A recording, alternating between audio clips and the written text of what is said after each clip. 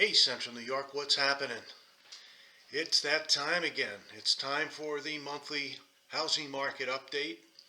The numbers we have now are for November 2025. They were recently released by the Greater Syracuse Association of Realtors. And before we get into the market report, please like and subscribe to my YouTube channel so that you'll get these videos automatically as they come out. And a couple of things that we're going to talk about is inventory. And, is it still a seller's market? And what has to happen for there to be more listings? Because there's still not enough listings for the buyers that are out there. And that's something that hasn't changed in a while. But over the last couple of months, things have started to shift a little bit. So we're going to talk about that, but let's get into the numbers, and then we'll talk about the shifting market. New listings for the month of November were down 5.5%, 256 versus 271. That's a low number of new listings, even for the market that we've been seeing over the last couple of years. And year to date, new listings were up 2.6%, so not a heck of a lot. 4,502 new listings versus 4,390 new listings. And 49.5% of the new listings were priced between 150,000 and 300,000.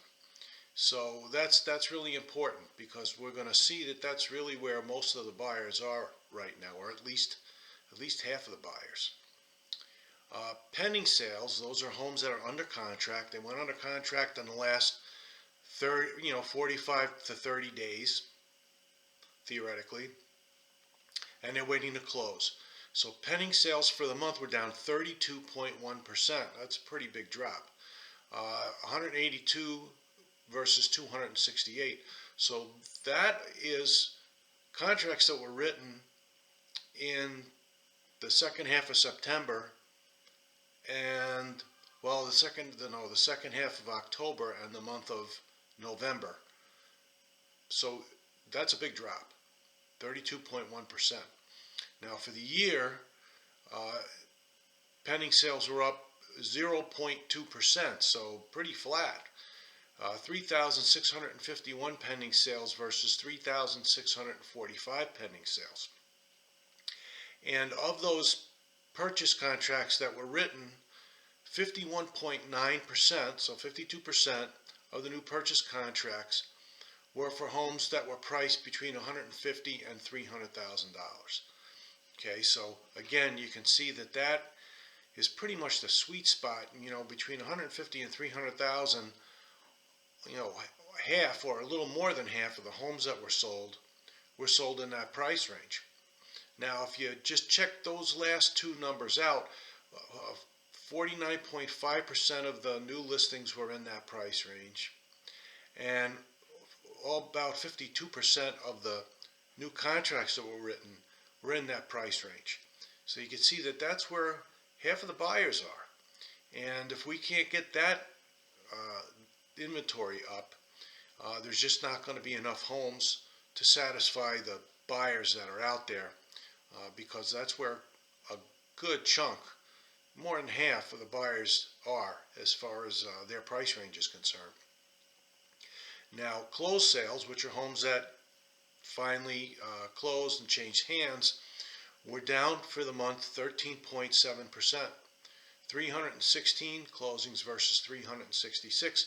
Now, why is that significant? Well, because it takes about 8 weeks to close on a home that has a mortgage on it. So now that takes us back to, the beginning of October, the end of September. Contracts were written at that point in time, and almost 14% drop from the same period of time last year. That's what that's indicating. Now, year to date, closed sales were up 1.9%, so slightly. 3,551 closings versus 3,485. So again, the closed sales this year versus last year, pretty flat. Days on the market until sold. For the month, it was flat. There was 17 days on the market this November versus 17 days on the market last November. For the year, it was up 5.6%, but that's kind of misleading because it was 19 days versus 18 days. But if you go back to some of the reports from a year ago or a year and a half ago, the days on the market till sales in a lot of cases were less than 10. Okay, it was single digits. So it's taken slightly longer for homes to sell, but nothing significant. Now, the average days on the market for homes between 150,000 and 300,000 was 13 days, which is less than the average for the whole market.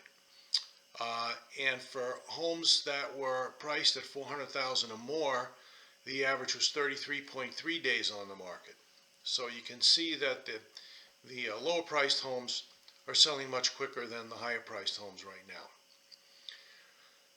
Having said all of that, the median sale price continues to go up, and the median sale price is the price that we really want to look at when it comes to the market, because that's where most of the homes are being sold. Okay, that's the best indicator of where the market is going as far as pricing is concerned. And the median sale price for the month of November was up 10%, $275,000 versus $250,000. And coincidentally, year to date, it was also up 10%, $275,000 versus $250,000. So, you can see for the year, the median home price has gone up $25,000. That's quite significant. When you're talking, especially if you're borrowing that money, that has a big impact on your monthly payment. Now, the average sale price, which, that's overall. And so when you get some, big homes that are sold during the month,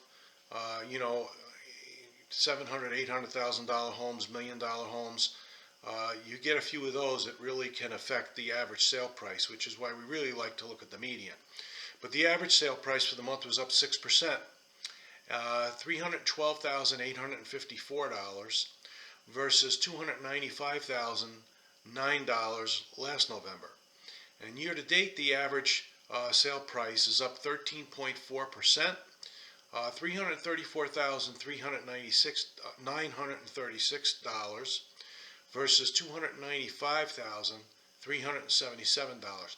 Now keep in mind the numbers that I'm giving you are only for Onondaga County. They're not for the total GSAR territory, which would include Oswego, Onondaga, Cayuga, and Madison counties. Okay, I'm strictly focusing on Onondaga County because that's where the lion's share of the business comes from. The percent of list price received. Now remember, the percent of list price received is the ratio between the asking price and the actual sale price. And also keep in mind that over the past year, we've been seeing increasing price reductions because a lot of houses are priced too high initially. Then the sellers have to reduce the price in order to get the house sold. Well, the percent of list price received is based on the last list price, not the original list price. So if a house was listed for $300 and they had to reduce the price to $275 to get it sold, the percent of list price received is based on the $275, not on the $300. Very important. For the month of November, percent of list price received was down 1.7%, 102.3% of list price received versus 104.1% last November. And year to date, down 1.4%, 104.2% of the list price received versus 105.7%. So again, people are paying above the full asking price, But the question is, which full asking price is that? Is it the original asking price, or is it the adjusted asking price? And we're seeing a lot more price adjustments. And the reason we're seeing that is because sellers are getting very aggressive. They're looking at the sold prices of homes that are comparable to theirs, rather than the list price that those homes were on for. And so if they list it for the sold price, which was above the full asking price, sometimes that's just too high. Sometimes having the house price a little bit lower will actually give you more money because it will attract more buyers and you'll get competition for your house. That's the way it goes. And it's hard for some sellers to grasp that, but it's really important to understand that. Pricing your house properly is critical when it comes to attracting the most buyers. Now, the inventory of homes for sale was up 12.8%, 571 versus 506. So 12.8% sounds like a lot. You're really only looking at 65 homes, but a little more inventory. The question is, where is that inventory relative to price and location? The month supply of inventory, that is how long it would take to sell every active listing that's in the MLS right now. How long would it take to sell them all out under current market conditions? So the month supply of inventory was up 12.5%. 1.8 months worth of inventory versus 1.6 months worth of inventory. Again, it's as I've said many times, a balanced market is 4 to 6 months worth of inventory.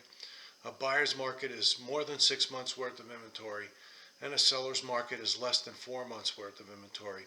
So you can still see we're still in a seller's market. There's still not enough homes out there to satisfy the number of buyers that are out there. There's not enough inventory to satisfy buyer demand.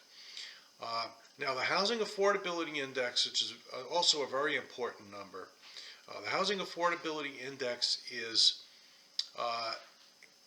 it has to do with the median household, homes with the median household income for the county.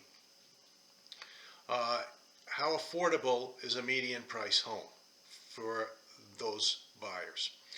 And the Housing Affordability Index for the month was down 1.7%, meaning homes were less affordable for people in that median household income.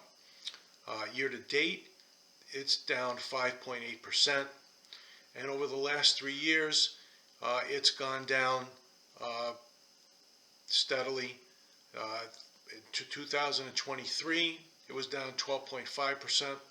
In 2024, it was down 4.9%, and then 5.8% so far for 2025. So that means that over time, the price of homes were increasing faster than buyers' incomes. Okay, that's really the significance of that statistic. As far as list price per square foot, the list price per square foot ratio for this November, it was the list price average was $180 a square foot. Last November, 2024, it was $184 a square foot. November 2023, it was $160 a square foot, and we started out the year at $169 a square foot. So those are the statistics, and I guess when is there going to be more inventory for the number of buyers that are out there? And half of the buyers that are out there are in that $150,000 to $300,000 range. So that's the major part of the buyers that are out there. That's the most homes that are being sold are in that price range. And there's only 3 ways that inventory is going to be more favorable towards buyers. That is, if we see an increase in listings, a significant increase in listings, or if we see a significant decrease in the number of buyers that are out there, or a combination of the two. And quite honestly, right now we really don't see that, other than there's usually fewer listings in the winter months, but there's usually fewer buyers out there in the winter months. But the buyers that are out there in the winter months are serious buyers. They're not going out there in that cold weather to get, just to look at houses. I mean, look at me. I'm wearing fleece today because it's cold out there. I just came back inside from plowing my driveway. It's cold out there. There's a lot of snow and it's going to get colder. And it's no fun going out in that stuff to look at houses. So it's not tire kickers that are out there in the ice and snow. It's serious buyers. Moral of the story is, if you are thinking about putting your house on the market and waiting till spring, that might not necessarily be in your best interest, because you're going to have more competition in the spring. And yes, there'll be more buyers out there, but there'll be more homes as well. So I hope that this information is helpful to you. If you're thinking about selling a home, please reach out to me. Love to get together with you, sit down with you, show you what I could do to get your home sold for you, give you an idea of what you can expect to sell your house for. If you're thinking about buying a home, please reach out to me. We can get together and talk about your wants and your needs, and what we can do to get you into that house that you really want to be in. So other than that, hang in there. The holidays are upon us. I won't be releasing another video until after Christmas. So I hope you all have a very, very Merry Christmas and a Happy New Year. And I hope to hear from you.